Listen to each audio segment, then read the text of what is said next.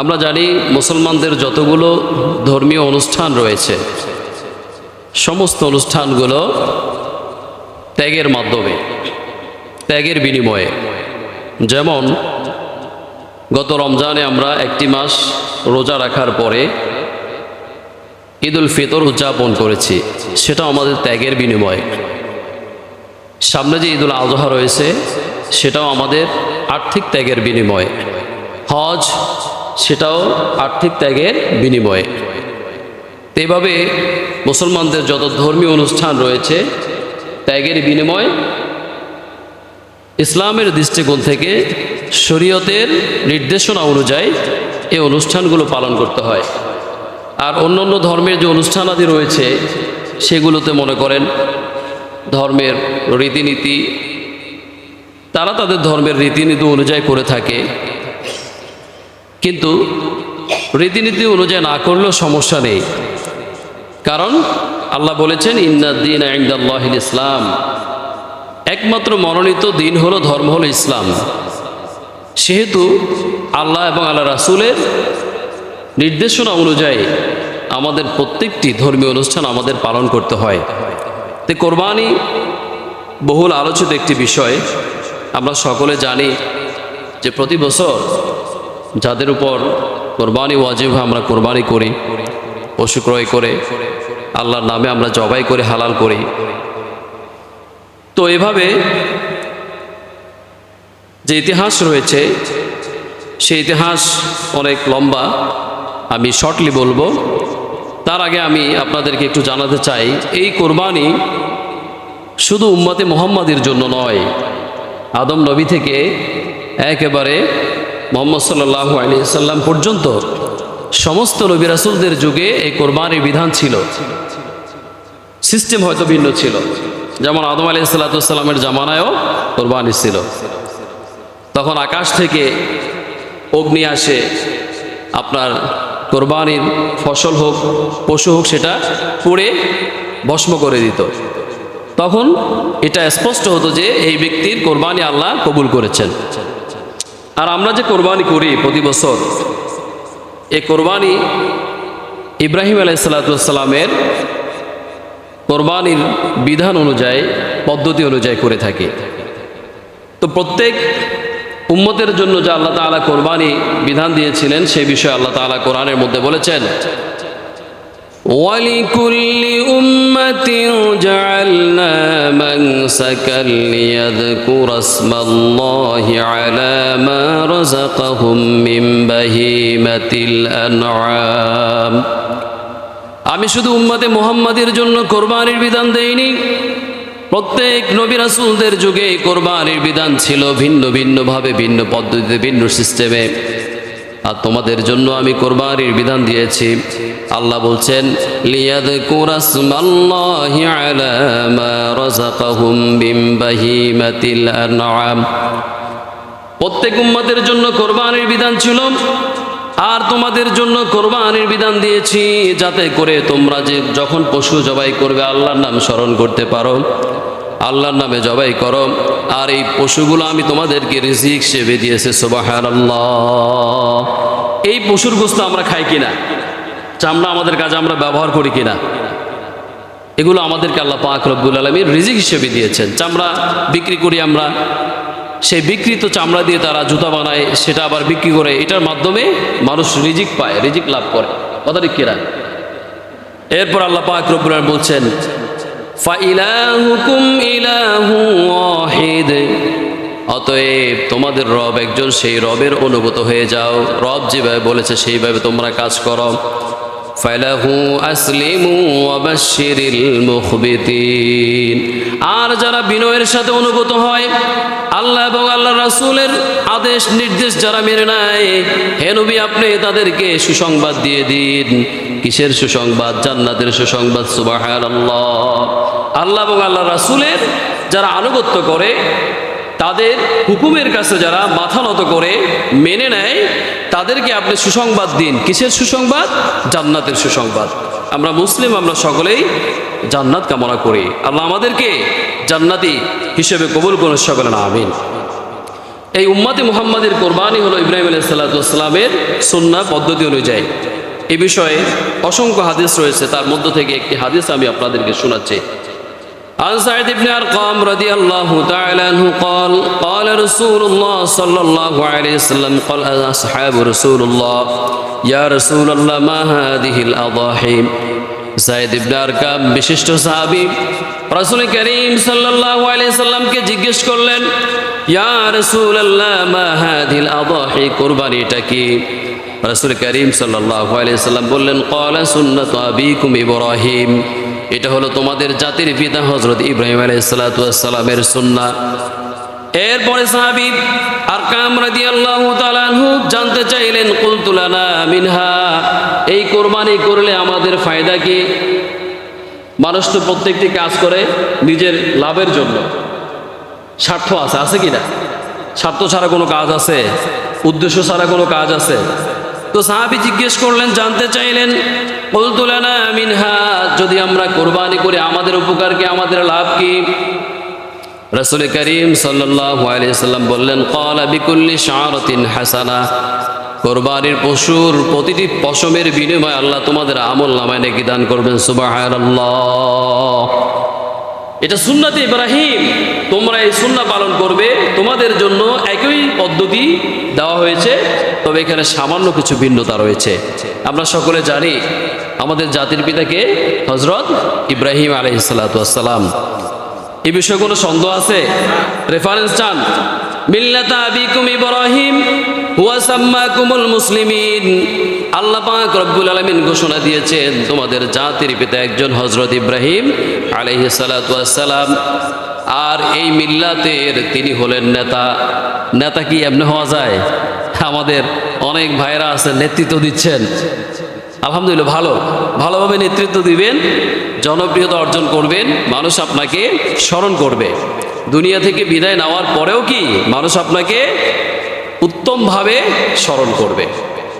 আমরা সকলে জানি যে আমাদের জাতির পিতা হযরত ইব্রাহিম আলাইহিস সালাম এমনি হন নাই, তাকে আল্লাহ তাআলা অনেক পরীক্ষা দিয়েছেন। কোরআন এবং হাদিসে এসেছে প্রায় 30টির মতো বড় বড় পরীক্ষা নিয়েছেন।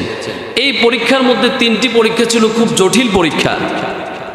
তন্মধ্যে একটা হলো নিজ পুত্রকে জবাই করা, আর একটা হলো আপনার শিশু অবস্থায় সন্তান এবং স্ত্রীকে মরুভূমিতে রেখে আসা, আর একটা হলো তাওহীদের পক্ষে কথা বলতে গিয়ে থাকতে গিয়ে অগ্নিকুণ্ডে নিক্ষিপ্ত হওয়া। এই 3টি পয়েন্টে আমি সংক্ষেপে শর্টলি বলবো। এখানে এক একটা পয়েন্ট অনেক লম্বা, আমি শর্টলি বলবো যাতে আমরা ইতিহাসটুকু বুঝি। আর জাতির নেতা, জাতির পিতা এমনি হয়নি। নেতা হতে হলে অনেক ত্যাগ দিতে হয়, অনেক ত্যাগ, অনেক কষ্ট, অনেক ধৈর্য ধারণ করতে হয়। এখান থেকে আমাদের শিক্ষা রয়েছে। প্রথমত আল্লাহ পাক রব্বুল আলামিন বলছেন, ওয়াইয ইবতালা ইব্রাহিম রাব্বুহু বিকালিমাতিন ফাআতাম্মাহুন্না, হে নবী আপনি একটু স্মরণ করুন ইব্রাহিম আলাইহিস সালাতু ওয়াস সালামের কথা। তার থেকে আমি অনেক পরীক্ষা নিয়েছিলাম, তিনি ওই পরীক্ষাগুলো সফলতার সহিত উত্তীর্ণ হয়েছিলেন। আর আমি সাথে সাথে ঘোষণা দিয়েছিলাম, ক্বালা ইন্নী জাইলুকা লিন্নাসি ইমামা, আমি তোমাকে গোটা মানব জাতির জন্য নেতা বানিয়ে দিব। সুবহানাল্লাহ। এই পরীক্ষা উত্তীর্ণ হওয়ার পরে আমি ঘোষণা দিলাম যে প্রত্যেক জাতির জন্য, প্রতিটি মানুষের তোমাকে আমি নেতা বানিয়ে দিব। এরপর আল্লাহ পাক রব্বুল আলামিন বলছেন, ইব্রাহিম আলাইহিস সালাতু ওয়াস সালাম তখন বলেছিলেন, ক্বালা ওয়া মিন যুররিয়াতি, এই নেতৃত্বের পদ কি শুধু আমার জন্য নাকি আমার জাতির জন্য, আমার বংশধরের জন্য?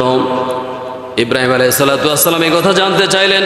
আল্লাহ রাব্বুল আলামিন জানিয়ে দিলেন, ক্বালা লা ইয়ানালু আহাদিজ যালিমিন, জালেমদের জন্য আমার কোনো প্রতিশ্রুতি এই ব্যাপারে নাই। ইব্রাহিম আলাইহিস সালাতু ওয়াস সালাম জানতে চাইলেন যে আমাকে নেতা বানিয়ে দিবেন, জাতির পিতা বানাবেন, আমার বংশধর থেকেও কি তারাই পদ পাবে? তখন আল্লাহ পাক রব্বুল আলামিন স্পষ্ট ঘোষণা দিয়ে দিলেন যে জালিমদের ব্যাপারে আমার এই অঙ্গীকার নেই। এজন্য আমরা জানি ভাইয়েরা, মনে কষ্ট নেবেন না। যখন মানুষ ক্ষমতায় থাকে, পাওয়ারে থাকে, তখন যখন মানুষ যদি মানুষের সাথে যে মানুষ হোক না কেন মানে বেশি খারাপ আচরণ করে, ক্ষমতা সে অপপ্রয়োগটা করে, তখন আল্লাহ পাক রব্বুল আলামিন তাকে ক্ষমতা থেকে চ্যুত করে দেয়। ইতিহাস আমরা সকলে জানি, আমরা নমরুদের ইতিহাস জানি, ফিরআউনের ইতিহাস জানি, সাদ্দাতের ইতিহাস জানি, আবু জাহেলের ইতিহাস জানি। এজন্য আমি আর আপনি নেতৃত্ব দিব সুন্দরভাবে, যাতে মানুষ আমার প্রতি সন্তুষ্ট থাকে, আমার ইন্তেকালের পরেও যাতে মানুষকে আমাকে উত্তমভাবে স্মরণ করে। প্রথমত পরীক্ষা, ইব্রাহিম আলাইহিস সালাম ৮৬ বছর বয়সে, কোন কোন বর্ণনা এসেছে ৮০ বছর বয়সে একটি সন্তান লাভ করলেন। ইতিহাস পরে বলছি। এই শিশু সন্তানকে সহ আল্লাহ রাব্বুল আলামিন বললেন, তোমার স্ত্রীকে সহ মরুভূমিতে রেখে আসো, অমুক জায়গায় রেখে আসো। ইব্রাহিম আলাইহিস সালাম রেখে আসলেন। বলেন তো, এই বার্ধক্য বয়সে একটা সন্তান লাভ করেছে, এমত অবস্থায় আল্লাহর ওয়ার্ডার যে তাদেরকে অমুক জায়গায় রেখে আসো। আল্লাহ পরীক্ষা নিচ্ছেন, কি নিচ্ছেন? পরীক্ষা নিচ্ছেন যে সন্তানের প্রতি মায়া বেশি নাকি আমার আল্লাহর প্রতি তার মায়া বেশি। ইমানের পরীক্ষা আল্লাহ পাক রব্বুল আলামিন নিচ্ছেন। ইব্রাহিম আলাইহিস সালাম রেখে আসলেন। সংক্ষিপ্তভাবে বলছি, তার স্ত্রী হাজেরা আলাইহিস সালাম জানতে চাইলেন যে আমাদেরকে এখানে কেন রেখে যাচ্ছেন, একবার, দুইবার, তিনবার। তখন তিনিও বুঝতে পারলেন যে নিশ্চয়ই আল্লাহর অর্ডার এসেছে, আল্লাহর হুকুম এসেছে। তখন ইব্রাহিম আলাইহিস সালাম তাদেরকে রেখে ফিরতেছিলেন। স্ত্রী জানতে চাইলেন, ইব্রাহিম আলাইহিস সালাম আকাশের দিকে ইশারা করলেন যে ওই রবের হুকুমে আমি তোমাদেরকে রেখে যাচ্ছি। তখন হাজেরা আলাইহিস সালাম শান্তি পেলেন। আল্লাহর যেহেতু হুকুম হয়েছে, তাহলে আমাদের দেখাশোনা আর আমাদের রক্ষণাবেক্ষণের দায়িত্ব সঙ্গে আল্লাহ নিয়েছেন। সুবহানাল্লাহ। আমাদের আর কোনো ভয় নাই, আমাদের আর কোনো টেনশন নেই। এখানে খাবার কি খাবো, পানি কোথায় পেবো, এটা আল্লাহ ব্যবস্থা করবেন। কে ব্যবস্থা করবেন? যেহেতু আল্লাহ পরীক্ষা দিচ্ছে না, আল্লাহ যেহেতু জিম্মাদার হয়ে গেছেন। এই হলো একটা পরীক্ষা। আর একটা পরীক্ষা ইমানের, তাওহীদের পরীক্ষা। ইব্রাহিম আলাইহিস সালামের জামানায় নমরুদ ছিল পাওয়ারফুল লিডার, ক্ষমতাসীন ব্যক্তি। সে নিজে একসময় খোদা দাবি করে ফেললো নিজেকে। কি দাবি করে ফেললো? সংক্ষেপে বলছি, ইব্রাহিম আলাইহিস সালাম যখন ছোট ছিলেন, তার মনের মধ্যে বারবার প্রশ্ন জাগতে ছিল যে এই মানুষেরা মূর্তি পূজা করে, এগুলো বানিয়ে আবার পূজা করে, এই মূর্তি তো তাদের কোনো উপকার করতে পারে না। আল্লাহ তো একজন, যিনি মানুষের জীবন দান করেন, মানুষের মৃত্যু ঘটান, যিনি পূর্ব দিক থেকে সূর্য উঠান, যার নিয়ন্ত্রণে সব কিছু চলতেছে, তার ইবাদত করতে হবে, এক আল্লাহর প্রতি বিশ্বাস স্থাপন করতে হবে।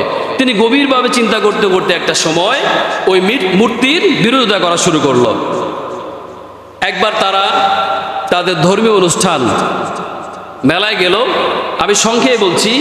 এদিকে ইব্রাহিম আলাইহিস সালাম কি করলেন? মূর্তিগুলো সবগুলো ভেঙে ফেললেন। কাবার ঘরের মধ্যে তখন মূর্তিগুলো ছিল ৩৬০টি মূর্তি।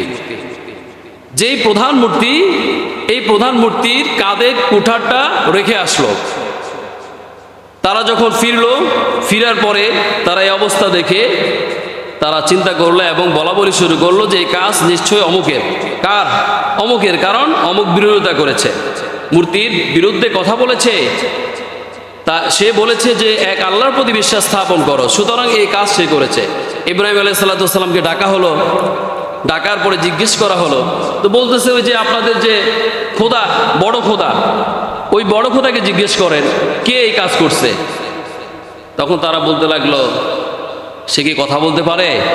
ইব্রাহিম আলাইহিস সালাম বললেন, যেহেতু সে কথা বলতে পারে না, তার কর্মীদেরকে, তার বান্দাদেরকে রক্ষা করতে পারে না, এমন একটি মূর্তিকে আপনারা পূজা করেন, এমন মূর্তি বানিয়ে পূজা করে লাভ কি? আপনাদের কোনো উপকার করতে পারবে না। নিজেকে যে সেভ করতে পারে না, সে খোদা হয় কিভাবে? এটা তো হুদা, এটা খোদা না, এটা কি হুদা। এরপরে তারা বলতে লাগলো, না সে তো কথা বলতে পারে না। ইব্রাহিম আলাইহিস সালাম এভাবে কথা বলার পরে তারা চিন্তা করলো, এই ব্যক্তিকে যদি আমরা ছাড় দিই তাহলে তো আমাদের ধর্মের 12টা বাজিয়ে দিবে। কোরআনের মধ্যে সুস্পষ্ট বর্ণনা রয়েছে, সে লম্বা আলোচনার দিকে যাচ্ছি না, সংক্ষেপে কিছু কথা বোঝানোর জন্য বলতেছি। ইব্রাহিম আলাইহিস সালাম তাওহীদের দাওয়াত দিলেন। এদিকে নমরুদ বলতেছে, তোমার রব কি পারে, তুমি আমাকে রব হিসাবে মেনে নাও। ইব্রাহিম আলাইহিস সালাতু ওয়াস সালাম বললেন, না, কোশমিন কালেও তোমাকে আমার রব হিসাবে মেনে নিব না। পৃথিবীর সমস্ত মানুষ তোমাকে রব মানতে পারে, কিন্তু আমি মানব না।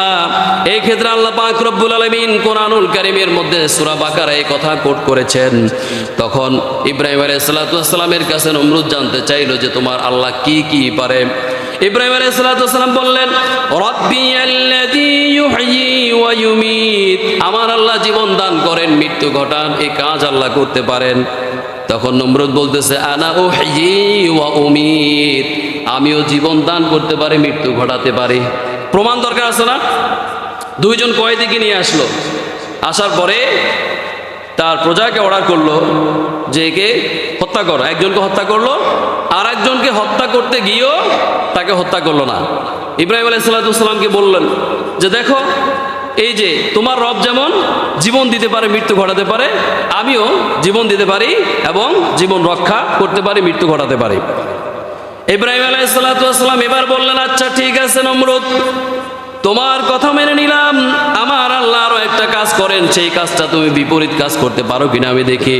ফাইন্নাল্লাহা ইয়াতি বিশ-শামসি মিনাল মাশরিক ফাতি বিহা মিনাল মাগরিব, আমার আল্লাহ প্রতিদিন পূর্ব দিক থেকে সূর্য উঠান, দেখি তুমি একটু পশ্চিম দিক থেকে সূর্য উঠিয়ে দেখাও।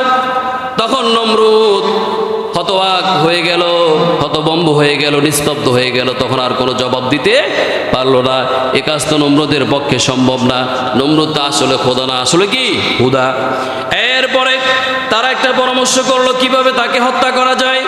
এ কথা আল্লাহ পাক রব্বুল আলামিন কোরআনের মধ্যে কোট করেছেন। আমরা হয়তো বুঝি না, আমরা কোরআনটাকে মানার মতো মানে না। আমরা মনে করি হুজুররা বলে এটা কি। আরে ভাই, আপনি একটু ইতিহাস ঘাটাঘাটি করে দেখবেন, যা যা আল্লাহ কোরআনের মধ্যে বলেছেন সবগুলো হচ্ছে, এবং কিয়ামত পর্যন্ত এগুলো চলতে থাকবে। কিয়ামতের আগে আর অনেক কিছু দেখবেন। আল্লাহ পাক রব্বুল আলামিন কোট করেছেন, হাররাকুহু ওয়ানসুরু আলিহাতাকুম ইন কুনতুম ফাইলিন। তারা বলাবলি করতে লাগলো যে তাকে পুড়িয়ে হত্যা করা হোক, আমাদের খোদাদেরকে সেভ করা হোক, তাদেরকে সাহায্য করা হোক, তাকে পুড়িয়ে হত্যা করা হোক। এই কথা বলতে লাগলেন। একটা পরামর্শ হলো তাকে পুড়িয়ে দুনিয়া থেকে শেষ করে দিবে। সেই হিসাবে তারা ষড়যন্ত্র করে এবং পরামর্শ করে সেই সিদ্ধান্ত গ্রহণ করলো। আমি সংক্ষেপে বলছি, ইব্রাহিম আলাইহিস সালাতু ওয়াস সালামকে অগ্নিকুণ্ডে নিক্ষেপ করবে। এমত অবস্থায় অগ্নিকুণ্ডে যখন নিক্ষেপ করলেন, এমত অবস্থায় জিবরাইল আলাইহিস সালাতু ওয়াস সালাম আসলেন। জিবরাইল আলাইহিস সালাতু ওয়াস সালাম আসে বললেন, ক্যান আই হেল্প ইউ, আমি কি আপনাকে কোনো সাহায্য করতে পারি? ইব্রাহিম আলাইহিস সালাতু ওয়াস সালাম বললেন, ডোন্ট নিড ইউর হেল্প, তোমার কোনো সাহায্য আমার প্রয়োজন নেই। বাতাস এসে বলল, হে আল্লাহর খলিল ইব্রাহিম, আমি কি আপনাকে কোনো সাহায্য করতে পারি? ইব্রাহিম আলাইহিস সালাতু ওয়াস সালাম বললেন, নো থ্যাঙ্কস, ধন্যবাদ, সাহায্যের কোনো প্রয়োজন নেই। আই এম নট অ্যালোন, আমি একা নই, উইথ মাই আল্লাহ, আমার সঙ্গে আল্লাহ আছেন। তখন ইব্রাহিম আলাইহিস সালাতু ওয়াস সালাম বলেন, আল্লাহ ইজ সেভ মি, আল্লাহ আমাকে রক্ষা করবেন। হাসবুনাল্লাহু ওয়া নি'মাল ওয়াকিল, নি'মাল মাওলা ওয়া নি'মান নাসির। বলেন আল্লাহু আকবার। ইব্রাহিম আলাইহিস সালাতু ওয়াস সালাম বললেন, আমি অগ্নিকুণ্ডে নিক্ষিপ্ত হচ্ছি কি জন্য, কার জন্য, কার কথা বলতে গিয়ে সে আল্লাহ দেখেন, সে আল্লাহ শুনেন, সে আল্লাহ সকল কিছুর উপর ক্ষমতা রাখেন। তোমাদের কোনো সাহায্যের প্রয়োজন নেই। আল্লাহ যদি পছন্দ করে, আল্লাহ যদি আমার ঈমানি পরীক্ষায় যদি সন্তুষ্ট থাকেন, তাহলে আমার আল্লাহ আমাকে রক্ষা করবেন। তখন আল্লাহ পাক রব্বুল আলামিন বললেন, কুলনা ইয়া নারু কুনি বারদাও ওয়া সালামান আলা ইব্রাহিম। ও fire became cool my for friend, বলা হচ্ছে যে হে আগুন, আমার এই বন্ধুর জন্য শীতল হয়ে যাও, এমন ঠান্ডা হবে না যাতে তার কষ্ট হয়, শীতল হয়ে যায়। 40 দিন পর্যন্ত অগ্নিকুণ্ডে ছিলেন। পরবর্তীতে যখন ইব্রাহিম আলাইহিস সালাতু ওয়াস সালামকে লোকেরা জিজ্ঞেস করলো, তখন বললেন যে আমি সবচাইতে 40 দিন আরামে ছিলাম, শান্তিতে ছিলাম। সুবহানাল্লাহ। আল্লাহর পক্ষে থাকলে, আল্লাহর কথা বললে, আল্লাহ যদি আপনাকে পরীক্ষা করেন, সাময়িকভাবে কষ্ট হয়, কিন্তু সাহায্যের দায়িত্ব কে নিয়েছেন? আল্লাহ। আল্লাহর কথা বলতে গিয়ে আপনি বিপদে পড়লে আল্লাহ আপনাকে সাহায্য করবে। এই দুনিয়াতে যদি আপনি ফল লাভ নাও করেন, পরকালে আপনাকে আল্লাহ অবশ্যই জান্নাত দিবেন। তার কারণ এই দুনিয়াটা হলো পরীক্ষার স্থল। কিসের স্থল? পরীক্ষার স্থল। এই দ্বিতীয় পরীক্ষা, 3 নম্বর পরীক্ষা, যেটা আমরা কোরবানি করে থাকি, এটা আমাদের জানা দরকার আছে নাই? আমরা সকলে জানি, তারপরে প্রতি বছর একটু আমরা স্মরণ করি যাতে আমরা আরো ভালো করে বুঝতে পারি। আল্লাহ পাক রব্বুল আলামিন যেই পদ্ধতি দিলেন, এই পদ্ধতি যদি না হয়ে ইব্রাহিম আলাইহিস সালাম যেইভাবে কোরবানি করা শুরু করেছিলেন, যেইভাবে জবাই করা শুরু করেছিলেন, যদি ইব্রাহিম আলাইহিসসালাম ইসমাইল আলাইহিসসালামকে যদি জবাই করে ফেলতেন আর তখন থেকে যদি এই বিধান জারি হয়ে যেত, তাহলে কি আমরা কোরবানি করতাম? বলেন, আমরা কি আমাদের সন্তানদেরকে জবাই করতাম? করতাম না। আর তখন বেঈমান হয়ে, মরদুদ হয়ে আমরা ইন্তেকাল করে জাহান্নামে আমাদের যাওয়া লাগতো। আল্লাহ এখানে কত ইহসান করেছেন, পরীক্ষা নিয়েছেন, পদ্ধতিটা একটু ভিন্ন করে দিয়েছেন। সেই বিষয়ে আমরা এখন কথা বলবো। আল্লাহ পাক রব্বুল আলামিন বলছেন, আসাদুন নাস, রাসূল সাল্লাল্লাহু আলাইহি ওয়াসাল্লাম বলছেন, আসাদুন নাসি বালাআন আম্বিয়া, এই পৃথিবীতে যত মানুষ রয়েছে সবচাইতে কঠিন পরীক্ষা নিয়ে এসেছেন আল্লাহ পাক রব্বুল আলামিন নবী রাসূলদের থেকে। তার কারণ তাদের ঈমানও মজবুত, তাদের পরীক্ষাও ছিল কঠিন। আমরা সকলে জানি, এই যে বড় বড় পরীক্ষা, 3টা পরীক্ষার কথা বললাম, এটা কি আমার পক্ষে আপনার পক্ষে সম্ভব হতো? এরপর হাদিসের মধ্যে বলা হচ্ছে সুম্মাল আমসাল, অতঃপর যারা ঈমানের দিক থেকে এগিয়ে, তাদের পরীক্ষা আল্লাহ ভেবে নিয়ে থাকেন। ফাল আমসাল, তারপরে যারা ঈমানের স্তরের দিক থেকে এগিয়ে, এভাবে আল্লাহ পাক রব্বুল আলামিন যত ঈমানদার ব্যক্তি আছেন, যত শক্তিশালী ঈমানদার, তার পরীক্ষা সেইভাবে কঠিনভাবে আল্লাহ নিয়ে থাকেন। কথা ঠিক কিনা? সম্মানিত উপস্থিতি, তো এই পর্যায়ে সেই পরীক্ষার কথা বলতেছি যে ইব্রাহিম আলাইহিস সালাম ৮৬ বছর বয়সে একটা পুত্র সন্তান পেলেন। আল্লাহ পাক রব্বুল আলামিন কোরআনের মধ্যে সে কথা কত সুন্দর করে সূরা সাফফাতের মধ্যে বলেছেন, রব্বি হাবলি মিনাস সলিহিন। দীর্ঘ সময় পর্যন্ত কোনো সন্তান নেই, কোনো সন্তান অর্জন করতে পারেনি। আল্লাহর কাছে দোয়া করলেন, লম্বা সময় ধরে দোয়া করলেন, রব্বি হাবলি মিনাস সলিহিন, হে আল্লাহ আমাকে একটা নেক সন্তান, নেক পুত্র সন্তান দান করেন। আল্লাহ পাক রব্বুল আলামিন বললেন, ফাবাশশারনাহু বিগুলামিন হালিম, আমি তাকে নেক পুত্র সন্তানের সুসংবাদ দিলাম। সুবহানাল্লাহ। এই সন্তান যখন পিতার সঙ্গে চলা উপনীত হলো, কোন কোন বর্ণনা এসেছে 6 বছর, কোন কোন বর্ণনা এসেছে 8 বছর বয়স যখন উপনীত হলো, পিতার সঙ্গে যখন চলাফেরা করা শুরু করলো। ছোট বাচ্চারা দেখবেন কত সুন্দরভাবে বাবার সঙ্গে কথা বলে, মায়ের সঙ্গে কথা বলে, তাদের কিছু কিছু কথায় মন কেড়ে নেয়। কথা ঠিক কিনা? আপনারা জানেন যে আমার ছেলে দীর্ঘ 8 থেকে 9 দিন, ছোট ছেলে হসপিটালে ছিল। বোঝানোর জন্য বলতেছে, আমি যখন দেখা করতে যেতাম তখন আসতে দিতে চাইতো না। তখন বলতাম, তো আমার চাকরি করতে হবে, তোমার চিকিৎসার জন্য টাকার ব্যবস্থা করতে হবে। বলতেছে চাকরি বড় হয়ে আমি করব। এরপরে আরো বোঝাতে শুরু করলাম, বলতে টাকা আমার কাছে আছে, ওই যে খুচরা কিছু কয়েল তাকে দিয়েছিলাম, ব্যাংকে জমাইছে, তার কাছে টাকা আছে। আবার বলো হুজুর আছে না, হুজুরে চাকরি করে। বললাম হুজুরও যদি চাকরি করে, টাকা তো হুজুরে নিবে, আমাকে তো দিবে না। তো বাচ্চা আপনারও আছে, ছোট বাচ্চারা কত সুন্দরভাবে কথা বলে, এমন এমন কথা বলে যে আপনার মন কেড়ে নেয়। কথা ঠিক কিনা? তো ইসমাইল আলাইহিস সালাম এভাবে পিতার সঙ্গে চলাফেরা শুরু করলো, কথোপকথন করলো। এমন একটা বয়সে আল্লাহ পাক রব্বুল আলামিন আবার একটা কঠিন পরীক্ষা নিতে চাইলেন। ইব্রাহিম আলাইহিস সালামকে স্বপ্নে দেখানো হলো, উট জবাই করলেন, সংক্ষেপে বলছি। দ্বিতীয়বার আবার দেখানো হলো। তৃতীয়বার যখন দেখানো হলো, তখন ইব্রাহিম আলাইহিস সালাম বুঝতে পারলেন, আর বুঝতে বাকি থাকলো না, যে আমার সবচাইতে প্রিয় বস্তু হলো আমার এই পুত্র সন্তান। ৮৬ বছর বয়সে আমি যে সন্তান লাভ করেছি, এই সন্তানকে আল্লাহর রাস্তায় জবাই করার জন্য আল্লাহ আমাকে স্বপ্নের মধ্যে নির্দেশ দিচ্ছেন। আল্লাহু আকবার। আমাকে আর আপনাকে যদি বলতাম, আমরা কি চাইতাম, পারতাম? হ্যাঁ, আমার আপনার ছেলেকে যদি আমরা বলতাম, বাবা স্বপ্ন দেখেছি, এখন তোমাকে তো জবাই করতে হবে, কোরবানি করতে হবে, সন্তান কি বলতো? আমি না। মেজোটা বলতো আমি না। ছোটটা বলতো আমি না। সেজোটা, বড়টা। কথা ঠিক কিনা? আর দেখেন পিতা এবং পুত্র ঈমানের পরীক্ষা কিভাবে দিচ্ছেন, কত চমৎকার ভাবে বলতেছেন। فلما بلغ معه السعي قال يا بني إني أرى في المنام قال يا بني إني أرى في المنام أني أذبحك فانظر ماذا ترى قال يا أبت افعل ما تؤمر সাতাজিদুনি ইনশাআল্লাহু মিনাস সাবিরিন। আল্লাহু আকবার। কেমন সন্তান, কেমন পিতা দেখেন। ইব্রাহিম আলাইহিস সালাতু ওয়াস সালাম বললেন, ক্বালা ইয়া বুনাইয়া ইন্নী আরা ফিল মানাম, হে আমার সন্তান, আমি তো স্বপ্নে দেখেছি তোমাকে জবাই করতে। আল্লাহ তো অর্ডার করেছেন, নির্দেশ দিয়েছেন, ফাংজুর মাজা তারা, এই বিষয়ে তোমার মতামত কি?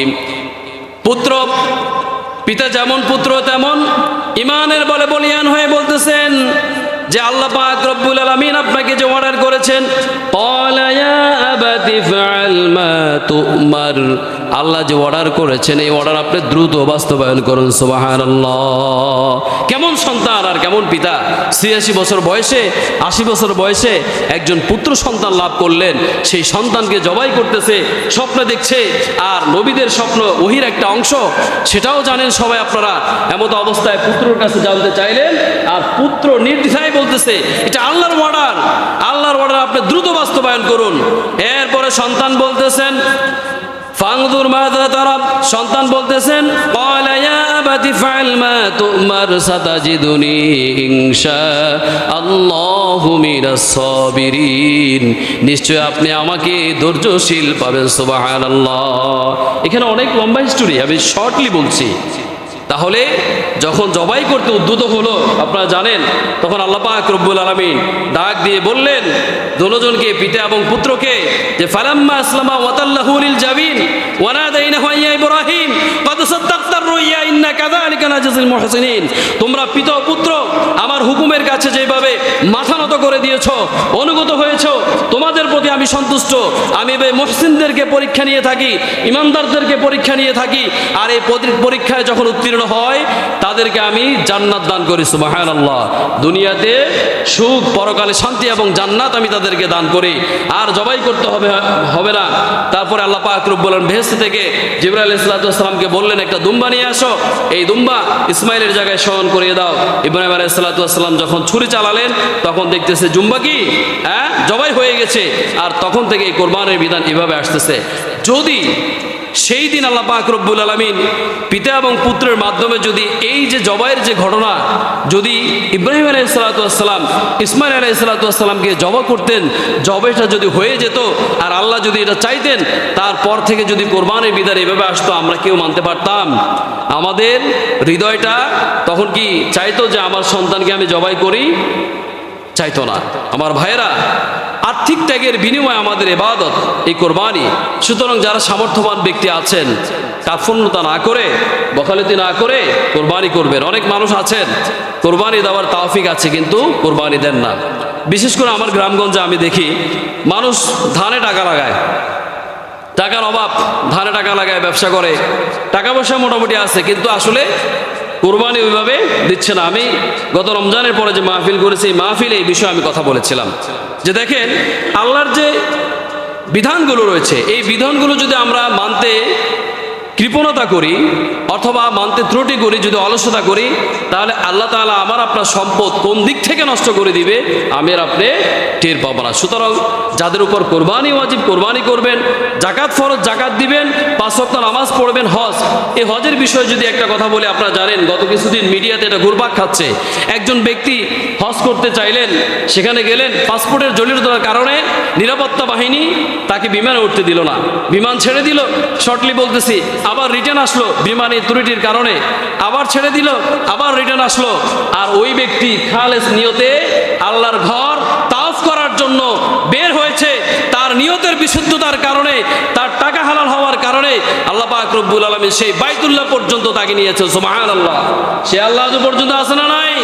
এই ব্যক্তির ঘটনায় কেন্দ্র করে আমি আমার ছাত্র জীবনে একটা ঘটনা, আপনারা জানেন তলাবুল ইলম যারা, তাদের জন্য নূরের ফেরেশতারা পর বিছিয়ে দেয়।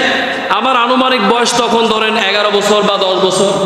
মাদ্রাসা থেকে আসতেছিলাম, তো প্রতিমধ্যে আপনার তেমন গাড়ি পাচ্ছিলাম না। একটা ঢাকার বাস আসতেছিল, ডাইরেক্ট বাস। সিগন্যাল দিলাম, সিগন্যাল দেওয়ার পরে বাস দাঁড়ালো, আমি উঠলাম। উঠার পরে আবার তারা নামিয়ে দিল। যখন জানতে পারলো যে আমি অমুক জায়গায় যাব, মানে বেশি দূরে না, তো সেজন্য তারা আমাকে নামিয়ে দিল। তো আমি যে হাঁটতেছিলাম, একটা ভ্যান গাড়ি আসছে, ওই ভ্যান গাড়িতে উঠলাম। তো কিছুদিন আসার পরে দেখতেছি বাসের চাক্কা খুলতেছে। কি খুলতেছে? চাক্কা খুলতেছে। চাক্কা খুলে ঠিক করতেছে, আর ওই ব্যক্তিরা আমার দিকে তাকাচ্ছে। আমি তো ভ্যানের সামনে যাচ্ছিলাম, আমিও তাদের দিকে তাকালাম, তারাও আমার দিকে তাকাচ্ছে। আমি এই ঘটনাকে কেন্দ্র করে আমার মনে পড়ে গেল যে এই ব্যক্তি খালেস নিয়ত হজ করার জন্য বের হয়েছে, তার কোনো সমস্যা না। সমস্যা পাসপোর্টে, এটা যারা কর্তৃপক্ষ ছিল আপনারা জানেন, জন্ম নিবন্ধনে তারা ভুল করে, আবার পাবলিকের হয়রানি হয় কি না? ভোটার আইডিতে তারা টাইপিংয়ে ভুল করে, পাবলিকের হয়রানি হয়। আমার একটা নিয়ে আমি 3-4 বার কত দৌড়াদৌড়ি করছি, সংশোধন করছি, আবার জন্মস্থান দিয়ে রাখছে চট্টগ্রাম। আবার সেখানে গেছে, কাগজপত্র জমা দিয়েছি। কিছুদিন আগে ফোন করছে, বলতেছে আমাদের যে কাজগুলো পেন্ডিংয়ে আছে আমরা দ্রুত এটা খালাস করব, শেষ করব, আপনার কাগজপত্র আবার নতুনভাবে জমা দেন। আমি থাকি এখানে চট্টগ্রামে, চাকরি করি, সেখানে গিয়ে আমার যাওয়া আসা আবার এগুলো ম্যানেজ করা সম্ভব বারবার এভাবে? তো যারা কর্তৃপক্ষ আছে, দায়িত্বশীল আছে, সাধারণ পাবলিককে তারা বোকা বানিয়ে ধোকা দিয়ে এভাবে টাকা ইনকাম করে, মানুষকে হয়রানি করে। আমার কথায় কেউ মনে কষ্ট নেবেন না। আমি যে কথা বলতেছিলাম, পাসপোর্টে তার সমস্যা, এটা ওই ব্যক্তির সমস্যা নয়। এখানে যারা কর্তৃপক্ষ ছিল তারাই ত্রুটি করেছে, কিন্তু সে খালেস নিয়তে বের হয়েছিল, আমি আল্লাহর ঘর তাওয়াফ করব, আমি লাব্বাইক আল্লাহুম্মা লাব্বাইক বলবো। আল্লাহ তার সেই মনের আকতি কবুল করেছেন বিদায় এই বিমানের ত্রুটি দিয়ে দুইবার আসার পরে তারাও চিন্তা করতে লাগলো, মনে হয় সম্ভবত এমন কোনো কিছু হতে যাচ্ছে। এই ব্যক্তির মনে কষ্ট, এই ব্যক্তিকে নিয়ে যখন বিমান উড়াল দিল তখন সুন্দর মতো বিমান চলে গেল। সুবহানাল্লাহ। তো সে আল্লাহ আসলে নাই, আল্লাহ আছে। সুতরাং আল্লাহ যে হুকুম করেছেন এই হুকুম বাস্তবায়ন করার জন্য চেষ্টা করবেন, আল্লাহ আমাকে আপনাকে সাহায্য করবেন। এরপরে আসেন, আল্লাহ পাক রব্বুল আলামিন বলতেছেন, আচ্ছা বলেন কোরবানি কার জন্য করতে হবে? হ্যাঁ, কার জন্য? নামাজ কার জন্য? আগে কোরবানি নাকি আগে নামাজ? ফাসল্লি লিরব্বিকা ওয়ানহার, ফাসল্লি লিরব্বিকা ওয়ানহার, সূরা কাউসারের 2 নম্বর আয়াত। আগে নামাজ, তারপরে কোরবানি। আল্লাহ বলছেন, কুল ইন্না সলাতি ওয়া নুসুকি ওয়া মাহইয়ায়া ওয়া মামাতি লিল্লাহি রাব্বিল আলামিন। নবীকে উদ্দেশ্য করে বললেন, হে নবী আপনি বলুন আমার নামাজ, কুল ইন্না সলাতি, আমার নামাজ, ওয়া নুসুকি, আমার কোরবানি, ওয়া মাহইয়ায়া, আমার জীবন, ওয়া মামাতি, আমার মরণ, লিল্লাহি রাব্বিল আলামিন, সব কিছু আল্লাহর জন্য। কার জন্য? ইবাদত করতে হবে কার জন্য? নামাজ পড়তে হবে কার জন্য? যাকাত দিতে হবে কার জন্য? রোজা রাখতে হবে কার জন্য? মারামারি করতে হবে কার জন্য? এটাও কি আল্লাহর জন্য করুন? দেখছে মুসল্লিরা জোশে আছে, হুশে নাই। মারামারি করা যাবে, শরীয়তের বিধান আছে, তবে অনর্থক মারামারি করবেন না, কাউকে আঘাত করবেন না, অনর্থক কারো বাড়িতে আগুন দিবেন না, কারো পুকুরের মধ্যে বিষ ঢেলে দিবেন না। হিংসামি রয়েছে, আমার সাথে তার সাথে শত্রুতা। ধরেন ফর এক্সাম্পল, এই পুকুরে 5 লক্ষ টাকার মাছ আছে, তো আমি কি করলাম? একটা ষড়যন্ত্র করে, পরিকল্পনা করে এই মাছের মধ্যে পুকুরে পানিতে বিষ দিলাম যাতে মাছগুলো সব মরে যায়। একজন ব্যক্তি আম বাগান আছে, সেখানে গিয়ে গাছগুলো কেটে ফেললাম। এরকম কিছু ঘটনা ঘটে কিনা? এটা খুবই খারাপ কাজ ভাইরা আমার। ব্যক্তির সাথে আপনার সাথে শত্রু থাকতে পারে, কিন্তু আপনি এই আচরণ করতে পারেন না। এই আচরণ যদি আপনি করে থাকেন, আপনি দুনিয়াতেও লাঞ্ছিত হবেন, পরকালে অপমানিত হয়ে জাহান্নামে যাওয়া ছাড়া আর আপনার কোনো উপায় থাকবে না। সুতরাং নামাজ, রোজা, হজ, যাকাত, কোরবানি সব কিছু আল্লাহর জন্য। এজন্য আমার ভাইরা আসেন নামাজ পড়ি। কোরবানি ওয়াজিব আর নামাজ ফরজ, কিন্তু দেখা যায় আমরা 5 ওয়াক্ত ফরজ নামাজ অনেক ক্ষেত্রে ত্রুটি করি, ছেড়ে দেই, অলসতা করি। কিন্তু কোরবানি দেওয়ার জন্য সকলেই আমরা আগ্রহ দেখাই। আবার একটা বিষয়, এই কথাগুলো না বললেই নয়। দেখা যায় আমার একটা রিলেটিভকে আমি কিছুদিন আগে ফোন করে বললাম, এখন তাদের আর্থিক অবস্থা আমি যতটুকু জানি আসলে কোরবানি দেওয়ার মতো সেই উপযুক্ত সম্পদ বর্তমানে বিদ্যমান নেই। তখন জানতে চাইলাম যে এবার কোরবানি দিবে কিনা। তখন বলতেছে প্রতি বছর দিয়ে আসি, এবার না দিলে কেমন হয়? আমি বললাম কোরবানি কি মানুষকে খুশি করার জন্য দিবেন, গোস্ত খাওয়ার জন্য, নাকি আল্লাহকে খুশি করার জন্য? যদি আল্লাহকে খুশি করার জন্য দিয়ে থাকেন, কোরবানির সামর্থ্য যদি থাকে, সেই ক্ষেত্রে আল্লাহ আপনার জন্য ওয়াজিব করেছেন। এবছর সামর্থ্য নাই, দুঃখ করে কোনো লাভ নেই, হতাশ হওয়ার কোনো প্রয়োজন নেই। আপনি এবছর কোরবানি না দেন, আগামীতে দেন। আর যদি এমত অবস্থায় কিস্তির টাকা নিয়ে যদি আপনি কোরবানি দেন, সওয়াব হবে না গুনাহ হবে? বলেন, গুনাহ হবে। আল্লাহ তো আপনাকে শরীয়তের বিধান চাপিয়ে দেয় নাই। এমন যদি কোনো ব্যক্তির মন মানসিকতা থাকে, চেঞ্জ করবেন, পরিবর্তন করবেন। মানুষকে দেখানোর জন্য ইবাদত বন্দি করে কাল কিয়ামতের ময়দানে কোনো লাভ হবে না, কোনো বিনিময় পাবেন না। সুতরাং যা কিছু করবেন ইবাদত বন্দিকে, আবার চুরি করলে বলবেন না যে আল্লাহর জন্য করি। কথা কথা কি বুঝে আসছে? ইবাদত বন্দেগী যা কিছু করবেন একমাত্র আল্লাহকে রাজি খুশি করার জন্য করবেন। প্রথমে একটা হাদিস বলেছিলাম যে কোরবানি করলে আমাদের কি, ওই সাহাবী জানতে চাইলেন আরকাম রাদিয়াল্লাহু তাআলা আনহু, তখন রাসূল সাল্লাল্লাহু আলাইহি সাল্লাম বললেন ক্বালা বিকুল্লি শাআরাতিন হাসানা, কোরবানির পশুর প্রতিটি পশমের বিনিময়ে আল্লাহ পাক রব্বুল আলামিন আমলনামায় নেকি দান করবেন। সুবহানাল্লাহ। আম্মা জান আয়েশা সিদ্দিকা রাদিয়াল্লাহু তাআলা আনহা থেকে একটা হাদিস বর্ণিত, ক্বালা রাসূলুল্লাহ সাল্লাল্লাহু আলাইহি সাল্লাম মা আমালি আদম মিন আমালিন ইয়াওমান নাহরি আহাব্বু ইলাল্লাহি মিন ইহরাকিদ দাম। ঈদুল আজহার দিন সর্বশ্রেষ্ঠ কাজ হলো নামাজের পরে, ফরজ ইবাদতের পরে কোরবানির পশুর কি রক্ত ঝরানো, প্রবাহিত করা। কথা কি বুঝে আসছে? তার মানে কত গুরুত্বপূর্ণ একটি কাজ। ফরজ নামাজের পরে এই কাজটি আল্লাহর কাছে অতি উত্তম। এরপরে বলা হলো ইন্নাহু লা ইয়াতি ইয়াউমাল কিয়ামাতি বিকুরুনিহা ওয়া আশআরিহা ওয়া আজলাফিহা, এই কোরবানির পশুর শিং, তারপরে আপনার মাথা ইত্যাদি এগুলো কাল কিয়ামতের ময়দানে হাজির হবে। কথা কি বুঝে আসছে? আপনার পক্ষে সাক্ষ্য দিবে। এরপরে বলা হচ্ছে ওয়াইন্নাদ দামা লা ইয়াকাউ মিনাল্লাহ বিমা কান, আর এই কোরবানির পশুর রক্ত জমিনে পড়ার পূর্বেই যদি হালালভাবে উপার্জিত সম্পদ দিয়ে আপনি কোরবানি করেন আল্লাহর দরবারে কবুল হয়ে যাবে। সুবহানাল্লাহ, আল্লাহ খুশি হয়ে যাবেন। সুতরাং যাদের সামর্থ্য রয়েছে এই ক্ষেত্রে আমরা কোনো কৃপণতা করব না। আর কোরবানির বিধান আপনারা সকলে জানেন, কোরবানির ঈদুল আজহার নামাজ শেষ করে পশু জবাই করতে হবে। কেউ যদি ঈদুল আজহার নামাজের পূর্বে কোরবানি করে, সেটা গরু জবাই করা হবে, পশু জবাই করা হবে, কোরবানি হবে না, গোশত খাওয়া হবে, কোনো সওয়াব পাবে না। সামনে আরও একটা জুমা আমরা পাবো, যেহেতু আমাদের সময়ও কম। শেষভাবে আমি শেষ করে দিচ্ছি, এই যে কোরবানি আমরা করি, এই কোরবানির পশুর রক্ত, মাংস, পশম এগুলো কিছু কি আল্লাহ চান? হ্যাঁ, আল্লাহ বলতেছেন লা ইয়ানালাল্লাহু লুহুমুহা ওয়ালা দিমাউহা ওয়ালাকিন ইয়ানালুহুত তাকওয়া মিনকুম, তোমরা যে পশু জবাই করো তার রক্তের আমার প্রয়োজন নেই, মাংসের প্রয়োজন নেই, ইত্যাদির প্রয়োজন নেই। আমার শুধু প্রয়োজন তোমাদের অন্তরের তাকওয়া। আমি যে বিধান দিলাম তোমার সামর্থ্য রয়েছে ওই বিধান অনুযায়ী তুমি কাজ করতেছো কিনা, এই খবরটা নেওয়ার জন্য আমি আল্লাহ পাক রব্বুল আলামিন এই বিধান দিয়েছিলাম। এতটুকু এনাফ, আর কিছুর প্রয়োজন নেই। কোরবানির মাংস তোমরা ভোগ করবে, কোরবানির চামড়া তোমরা গ্রহণ করতে পারবে, পশুর সব কিছু তোমরা ভোগ করতে পারবে, যা যা জায়েজ আছে। কথা ঠিক কিনা? এগুলো আল্লাহর প্রয়োজন না। আল্লাহ কি দেখতে চান? বান্দা তাকওয়া দেখতে চান, যে বান্দা আমার প্রতি কতটুকু বিনয়, আমার আনুগত্যের প্রতি সে কতটুকু অনুগত, এই বিষয়টা আল্লাহ জানতে চান, দেখতে চান। সুতরাং আমরা কোরবানি করব একমাত্র আল্লাহকে রাজি খুশি করার জন্য কোরবানি করব, সকল ইবাদত বন্দি করব আল্লাহকে রাজি খুশি করার জন্য। আর গরিবের যে হক আছে এই হকগুলো দেওয়ার জন্য চেষ্টা করব ইনশাআল্লাহ। আগামী জুমাতে এই বিষয়ে আরও কিছু কথাবার্তা হবে। আমরা যারা কোরবানি দিব, আমি আপনাদেরকে গত জুমায় বলেছিলাম খালেস নিয়ত করবেন, আর টাকা যেন হালাল হয়, বৈধ হয়, সেটা চিন্তা ফিকির করবেন। আমরা একটা গরুতে আমরা 7টা পর্যন্ত কি করতে পারি, অংশ দিতে পারি। সেই 7 জন শরিকদারের যেন টাকা হালালভাবে উপার্জিত হয়, সেটা আপনারা খোঁজখবর রাখবেন, চিন্তা ভাবনা করবেন এবং খালেস নিয়ত রাখবেন। আর যাদের কোরবানি করার সামর্থ্য নেই, গত বছর করেছেন, এবছর যদি না পারেন না করবেন, এতে দুঃখ করার কোনো প্রয়োজন নাই। আর কিস্তির টাকা নিয়ে বা লোন নিয়ে ধার করে কর্জ করে কোরবানি দেওয়ারও কোনো প্রয়োজন নেই। আল্লাহ আমাদেরকে সঠিক বুঝদান করবেন। আমিন। ওয়া আখিরি দাওয়ানা আলহামদুলিল্লাহি রাব্বিল আলামিন।